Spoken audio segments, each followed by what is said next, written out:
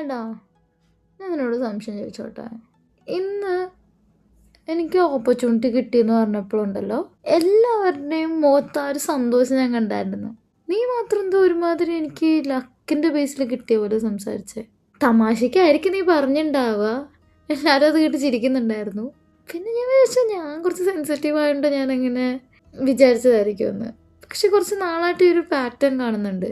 എനിക്കെന്തെങ്കിലും നല്ലത് കിട്ടിയെന്ന് അറിയുമ്പോഴത്തേക്ക് നീ അതിന് ഭയങ്കരമായിട്ട് ചെറുതായിട്ട് കാണുക, ഒരുമാതിരി ഒരു വാല്യൂ ഇല്ലാത്ത പോലെ. നീ ഒന്ന് ആലോചിച്ച് നോക്ക്, ഇത് തിരിച്ചായിരുന്നെങ്കിൽ, അത് നിനക്ക് കിട്ടിയിരുന്നെങ്കിൽ ഇവിടെ ഞാൻ തുള്ളിച്ചാടി നടക്കുന്നുണ്ടാവും. നമ്മൾ ശരിക്കും ഒരു ടീമല്ലേ?